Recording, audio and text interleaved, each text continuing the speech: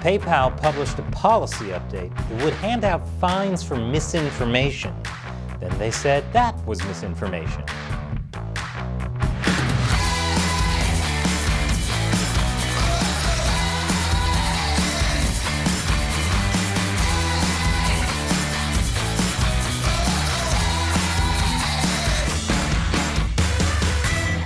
Welcome to America Uncovered. I'm Chris Chappell. This episode is sponsored by Surfshark. You should be using a VPN like Surfshark to protect yourself whenever you go online. I'll tell you more at the end. So, PayPal is a convenient, widely used tool for sending and receiving money. And unlike that snitch Venmo, they don't share your transactions with the rest of your contacts. No, Aunt Gertrude, just because I sent $30 and a winky face emoji to my friend Ashley, it doesn't mean we're dating. PayPal doesn't have that problem.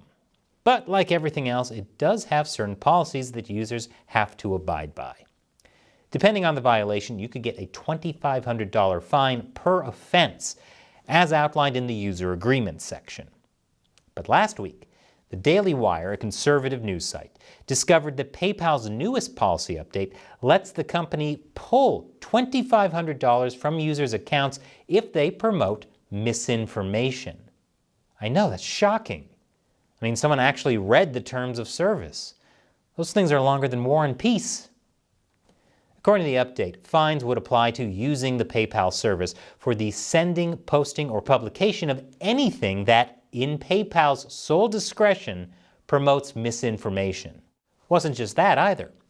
PayPal's current policy already forbids the promotion of hate, violence, racial, or other forms of intolerance.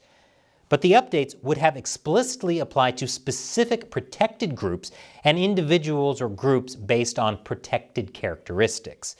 Identities under this umbrella included race, religion, gender or gender identity, and sexual orientation. Here's the language in the updated policy. Now, as a private company, PayPal has the legal right to implement this kind of policy. But it raises a lot of questions.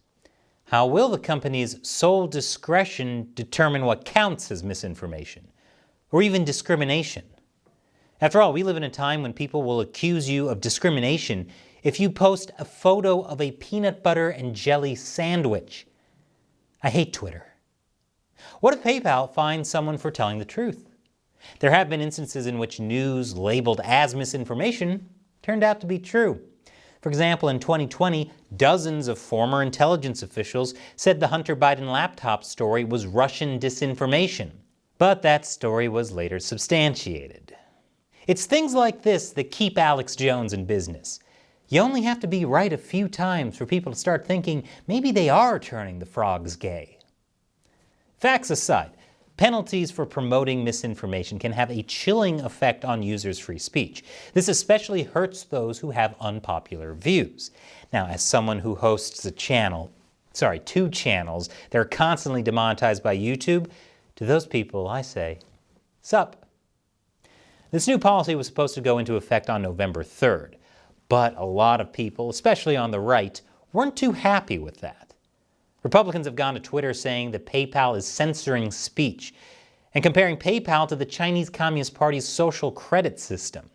And at least one senator is looking into taking action. Even former and current Federal Communications Commission officials have criticized PayPal and called it Orwellian. And in the final nail on the coffin, PayPal's own former president called the policy change insanity. If even your own former top dog is criticizing you, you know you screwed up.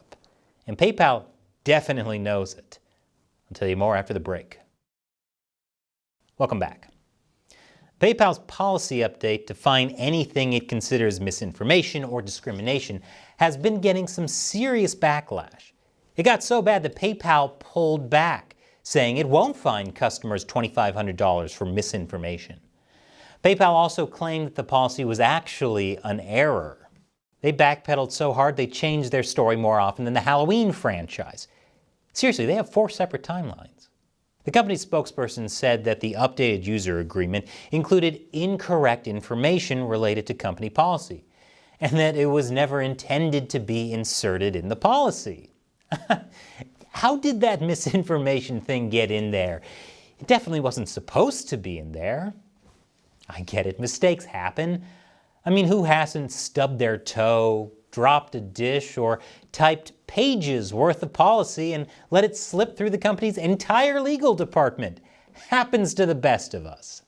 Despite PayPal's efforts to rectify its mistake, people are already getting out the pitchforks.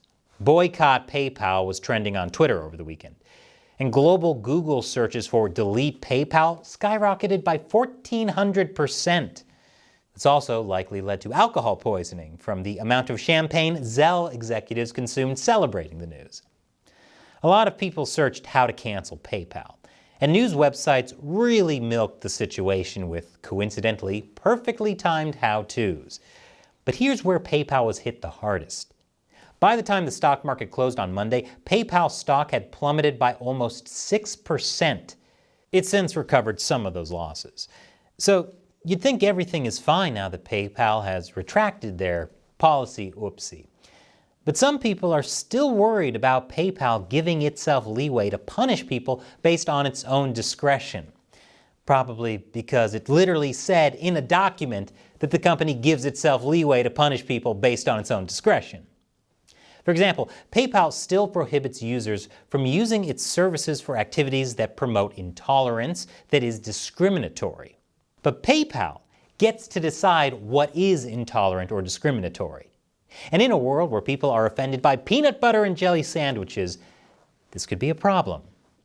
If PayPal thinks that someone is using its platform to promote hate, violence, or other forms of intolerance, it's possible that they could use that to take people's money, regardless of whether that's actually true. Essentially, an app that acts like a bank is trying to also be a judge. That would be like if Uber tried to also track how many steps you took in a day. Stay in your lane. Some on the right point to groups that have been banned by PayPal as proof of these fears. For example, Gays Against Groomers, which was banned by PayPal and Venmo, which is owned by PayPal, in September. Some on the left call Gays Against Groomers an anti-LGBTQ extremist group.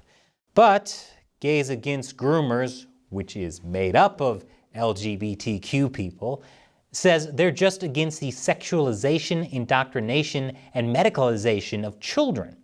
Then there's the case of the Free Speech Union, a British nonprofit that defends people for unpopular speech. PayPal shut their account in September too. According to the founder of the group, PayPal claimed it was for promoting hate, violence, or racial intolerance, or for spreading COVID misinformation. It couldn't decide. But then, after a public backlash, PayPal lifted the ban. According to PayPal, ongoing reviews led them to reinstate the group's account. With cases like these, it makes it hard to believe PayPal's new user agreement was just an innocent mistake. And things get even dicier when governments get involved. A Hong Kong pro-democracy group now says its PayPal account was also suspended in September because of excessive risks, which I guess is code for the Chinese Communist Party's crackdown on Hong Kong. The League of Social Democrats is one of the last functioning pro-democracy groups in Hong Kong. I interviewed one of the group's co-founders, Longhair, back in 2016. He's currently in prison. And now, PayPal is helping to destroy that group's ability to function, because the Chinese government doesn't like them. This is a major warning, even here in the US.